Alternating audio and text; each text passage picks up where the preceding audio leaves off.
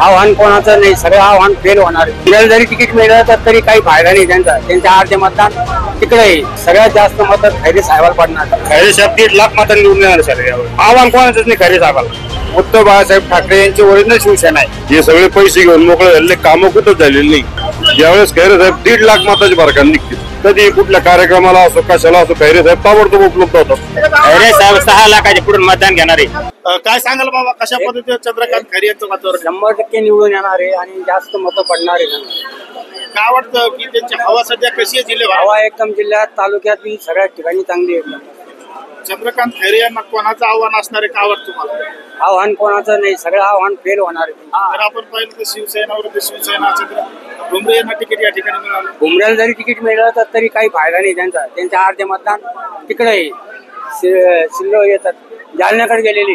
2019 ला फक्त काही मतांच्या फरकाने चंद्रकांत खैरे पडले होते. आता काय परिस्थिती? आता यावेळेस हर्षवर्धन जाधव काय कोणी विचारणार नाही, काही नाही. तर आता सगळ्यात जास्त मतं खैरे साहेबाला पडणार. काय वाटतं एकंदरीत चंद्रकांत खैरे यांच्या कशा पद्धतीने या ठिकाणी वातावरण तयार झालं? खैरे साहेब 1.5 लाख मतांनी निवडून येणार सर यावेळेस.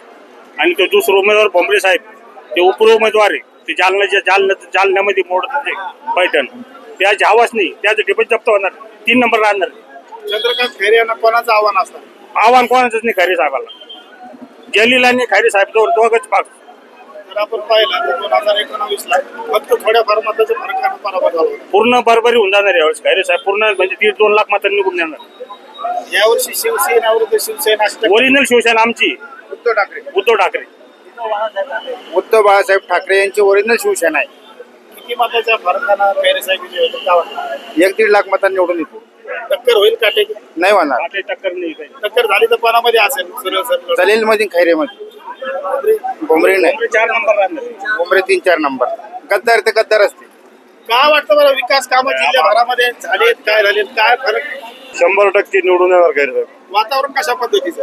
वातावरण एकदम चांगल्या पद्धतीचं. गद्दार सेनेला लोक मतदान करणार नाही. खैरे साहेब 100% निवडून येणार. खैरे साहेबांची टक्कर कोणासोबत असतात? खैरे साहेबांची टक्कर इम्तियाज जलील साहेबासोबत. भुमरे साहेब नाही भुमरे साहेबासोबत. दोन शिवसेना आहेत, आता दोन्ही शिवसेनेकडनं उमेदवार जाहीर झाले. काय वाटतं? ती उद्धव बाळासाहेब ठाकरेच. तर ते आमच्या स्पर्धेत नाहीचे ना, अजिबात नाही. स्वतःचं मतदान नाही त्यांना. त्यांचा तालुका जिंकला नाही. उपरे उमेदवार ते उपरे पाहुणे कलाकार. मागच्या 5 वर्षामध्ये जे विकास व्हायला पाहिजे तो विकास जिल्ह्याभरामध्ये नाही, अजिबात विकास झाला नाही. दारूचे दुकानं झाले फक्त. आणि जो विकास झाला तो अजून त्याच्या टक्केवारीतच गुंतेल तो विकास. ते कामच पुढे होईना. पैसे फक्त त्याच्यावर. बस आमच्याकडे जे याचे बांधणीचे कामं चालू आहे, भानगड चालू आहे, ते सगळे डिस्प्यूट मध्ये गेले, सगळे टक्केवारीत गेले. हे सगळे पैसे घेऊन मोकळे झालेले कामं कुठंच झालेले नाही. 2019 ला फक्त थोड्याफार मताला खैरेंचा पराभव झाला होता. यावेळेस खैरे साहेब 1.5 लाख मताची भरकान निघतील.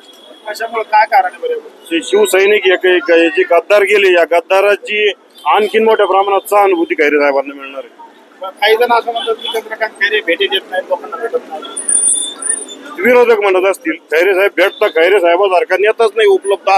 फोन घ्यायला कधी कुठल्या कार्यक्रमाला असो कशाला असो खैरे साहेब ताबडतोब उपलब्ध होतात. काही जणांना वाटतं की भुमरे हे खैरेची टक्कर देतील, वाटतं? कोण अजिबात नाही. त्यांच्याशी खैरे साहेबाची स्पर्धाच नाही. त्यांची स्पर्धा झाली जलील साहेबाची, जे स्टँडिंग खासदार आहे त्यांची. भुमरे साहेबाची स्पर्धाच नाही. काय वाटतंय तुम्ही एकंदरीत खैरे साहेबांच्या रॅलीमध्ये या ठिकाणी?